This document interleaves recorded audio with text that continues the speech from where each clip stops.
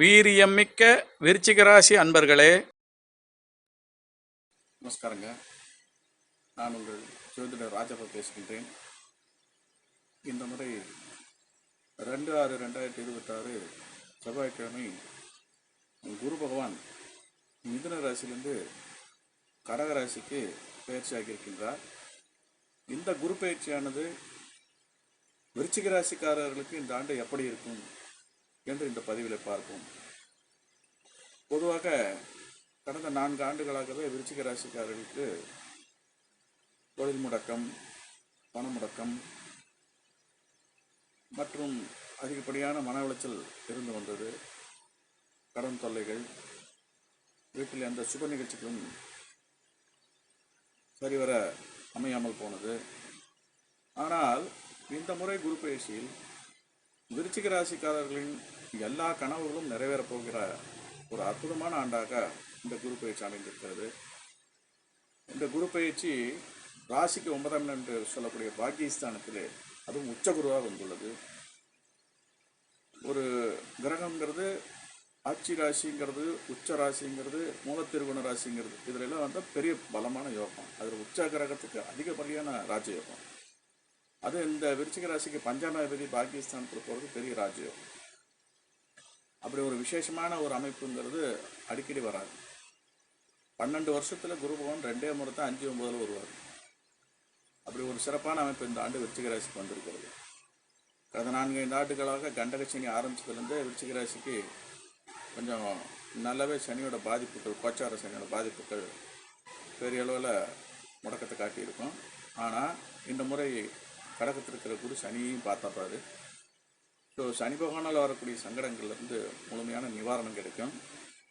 குரு தனக்காரகன் அப்படிங்கிறனால பொருளாதார ரீதியாக வரக்கூடிய கவலைகள்லாம் நீங்கி பற்றாக்குறைங்கிறது போய் உபரி அப்படிங்கிற அளவுக்கு நல்ல செல்வ வளர்ச்சி உண்டாகக்கூடிய ஆண்டு. புதிய சொத்துக்கள்லாம் சேர்றதுக்கு வாய்ப்புள்ள ஆண்டு. அதே நேரத்தில் ஏற்கனவே இருக்கக்கூடிய கடனும் கட்டுப்பாட்டுக்கு வந்துடும். புதுசாக ஏதாவது கடன் வாங்கினாலும் அது வளர்ச்சிக்கு உண்டானதாக இருக்கும். நல்ல முறையில் கட்டி கௌரவத்தை காப்பாற்றி சொத்துக்களை மீட்டுக்கலாம். பூர்வீகம் சம்பந்தமான பிரச்சனைகளாக தீரும். வியாஜ்யங்கள் நெடுங்காலமாக வழக்கு வியாஜ்யங்களை இந்த வருஷத்தில் நல்ல தீர்ப்பு வரும், சாதகமான தீர்ப்பு வரும். குழந்தைகளோட ஆரோக்கியம், கல்வி மேம்படும். குடும்ப உறவுகளுக்குள்ள சந்தோஷமும் சௌக்கியம் ஏற்படும். இந்த ஆண்டில் திருமணத்துக்கு காத்திருக்கிறவங்களுக்கு நல்ல முறையில் திருமணம் அமையும். கல்யாணம் ஆனவங்களுக்கு புத்திர பாக்கியங்கள்லாம் இந்த வருஷத்தில் நல்ல முறையில் அமையும். வேலை இல்லாதவங்களுக்கு வேலை வாய்ப்பு அமையும். உத்தியோகத்தில் உயர்வுகள் கிடைக்கும். தொழில் மேன்மை அடையும். லாபங்கள் கூடி வரும். மொத்தத்தில் ஒரு செல்வாக்கான ஆண்டு அப்படிங்கிறதுல எந்த சந்தேகமும் இல்லை. அதாவது நாம் வாயார ஒத்துக்கிற அளவுக்கு இந்த வருஷம் பரவாயில்ல அப்படின்னு சொல்லி நம்ம வாயார ஒத்துக்கிற அளவுக்கு இந்த குரு பயிற்சி உங்களுக்கு நன்மை செய்யும். இந்த ஆண்டில் வெளிநாடு போகணுன்னு காத்துட்டு இருந்தவங்களுக்கெல்லாம் அவங்க கணவர் நிறைவேறதுக்கு, நல்ல சொல்லிக்கிற அளவுக்கு சம்பளம்லாம் அமையறதுக்கு இந்த வருஷத்தில் யோகம் இருக்குது. பொதுவாகவே இந்த விருச்சிக ராசிக்கு இந்த வருஷத்தில் ஏதாவது சின்ன சின்ன பரிகாரங்களை செஞ்சு ஒரு சின்ன சின்ன ஒரு தடைகளெல்லாம் நீங்கிறதுக்காக என்னத்தை செய்யணும் அப்படின்னு சொல்லி பார்த்ததில் இந்த ஆண்டு முழுவதும் சனி 5ல் அப்படியே நிலையாக இருப்பார். அது கொஞ்சம் நடுக்கத்தை கொடுக்கக்கூடியது. ராகுகேது பயிற்சி ஐப்பசியில் மாறக்கூடியது கொஞ்சம் சுமாராக தான் இருக்குது விருச்சிக ராசிக்கு.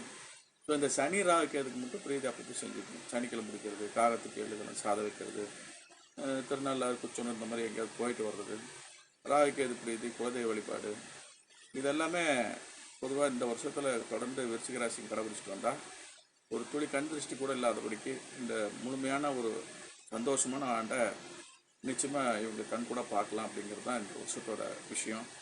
அதே நேரத்தில் பெற்றோர்கள் விஷயத்தில் குறிப்பாக தாய் தந்தையோட ஆரோக்கியம் அதில் இந்த வருஷம் கொஞ்சம் கவனமாக இருக்கணும்.